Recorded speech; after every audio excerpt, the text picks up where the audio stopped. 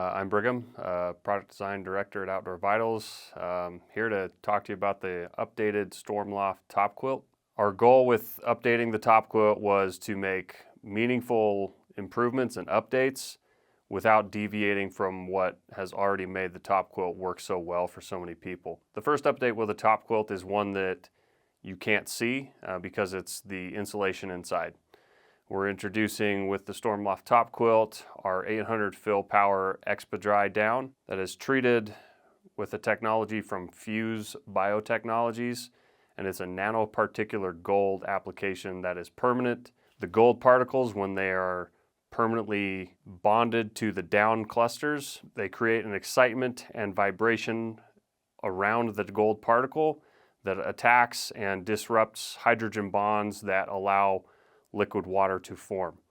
And that speeds up the drying process and breaks down existing moisture within the down chambers. The performance benefit here is that after repeated use in highly moist environments, highly humid or wet environments, is that the down will continually dry itself out day after day. Okay, the other update is the introduction of a 40-degree Topquilt model. We've had a lot of requests for a Topquilt that wasn't quite so warm as our 30-degree option.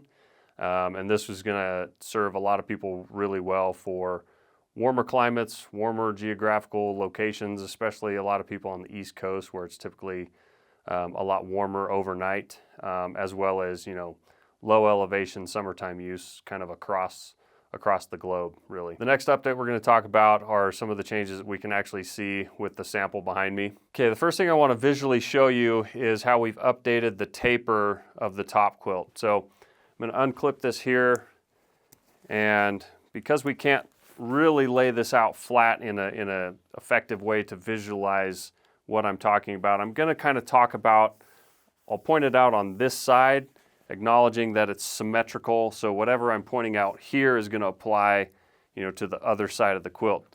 But if this is flat like this, you see this is the maximum width of the quilt from here to here. That's, from the hip up to the shoulder, that's a straight line. And then we make a very dramatic taper up to this corner right here at the top of the quilt where it meets the draft collar. We've extended that corner 2 to 3 inches higher here, and then it curves downward and then back up to the other corner. What this does is it allows the Topquilt to snap together behind our head in this void between our head and the shoulder area. It allows it to snap together much easier and lay in a natural place, as opposed to what would be down here on our body, because of that extended corner and then the curve here. That's really what makes it happen.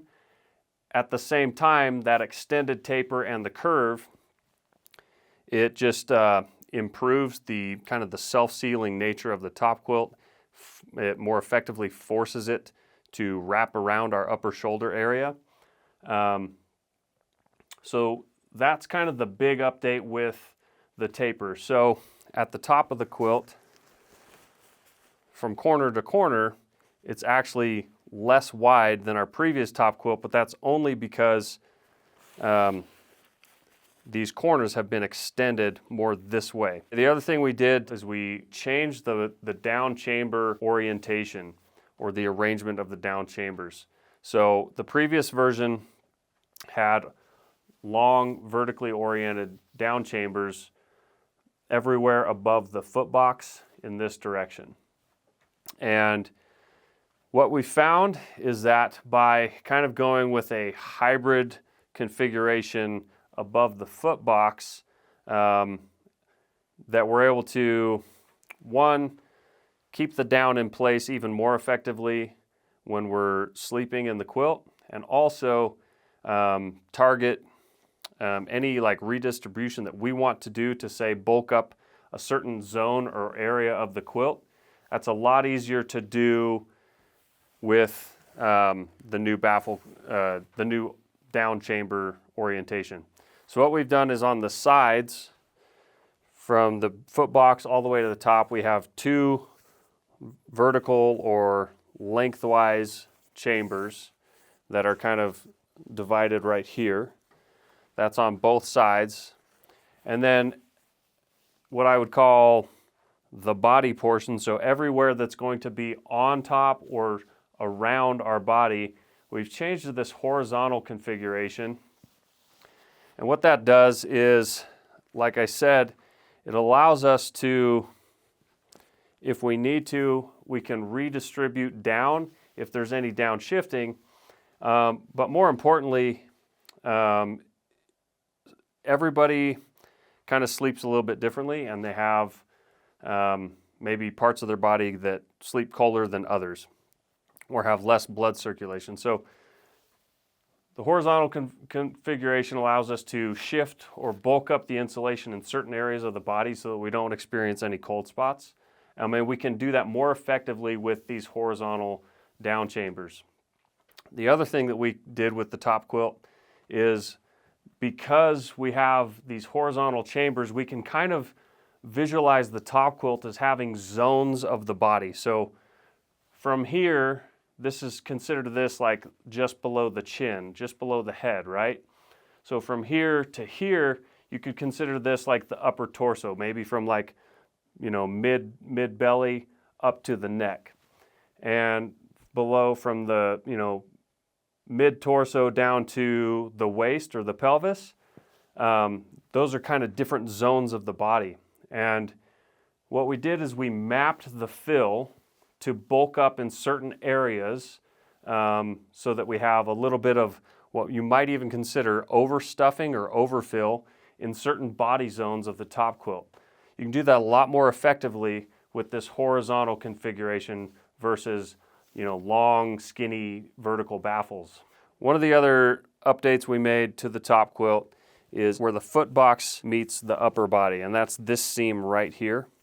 At this point, we made it about 1 inch wider, just so that we have a little bit more room across this area. And that's kind of like just, around the knee, maybe a little bit below, a little bit above the knee for some people. But we created a little bit of room there as well. Other than that, the foot box has not changed at all since the previous generation. Another thing that hasn't changed is the draft collar. We still have a boxed baffle draft collar. But I do want to point out on this right here that we've added a couple little tabs here that are just a little bit longer than what we previously had. This just makes it easier to, get a good purchase when you're trying to snap the collar together or unsnap it. Just gives us a little bit more to grab onto. Another update we've made to the top quilt is really simple, but it's based on, our own experience and a lot of feedback and requests from people to find some kind of solution for the draw cord. The draw cord is right in the middle of the draft collar. And I will point out, when you cinch up the draw cord, it's in its own channel separate of the box baffle draft collar. So when you cinch it up, you are not compressing the draft collar down. But in use, when this is wrapped around our neck, this draw cord, it's right in the middle, so it has a tendency to kind of irritate and kind of bug some people, because it can just kind of fall right on your neck or face. So we wanted to find the simplest, lightest weight, least intrusive solution. So what we added is these 2 webbing loops here and here, just on one side, because it doesn't need to be an ambidextrous function. It just needs to be there to get the draw cord out of the way. So when we cinch this up, we've also added this Hypalon puller right here that's really grippy and easy to grab in the dark when your eyes are closed. You can grab it. It's got a little bit of rigidity, and with one hand you just pass it through that loop right there, and then you can see that it does not disrupt the function of the draw cord even though it's passed through that loop. So we've added 2 loops, because if you only tighten it up a little bit, you don't need to reach this one. But if you really cinch it up so it's all the way tightened up around the neck, you get to where it's useful to have the second loop. So you just pass it through there. And in sleeping, you can now see that the draw cord is pushed way over to the side, almost to where it's, in this area here. Again, the function of the draw cord is still totally functional. You just loosen it the same. To adjust it, you don't need to take the cord out of the loops at all. You just find wherever the cord lock is, push the button, tighten it, loosen it however you need to. And then when it comes time to take it out, it just comes out effortlessly. It doesn't catch or anything. So for about the addition of about 7 grams, if that, we added these 2 loops to kind of provide a good, simple solution for that. The face fabric and the interior fabric, it's still a 10D micro ripstop nylon. We now use a PFAS C0, PFAS-free C0 DWR on the outside. The other thing that hasn't changed with the top quilt is when you buy a top quilt from us, it still comes with a seam-sealed waterproof dry bag that also works very effectively at compressing the top quilt and then sealing it out and protecting it from all moisture from outside. It also comes with 2 pad straps and a very large long-term storage bag.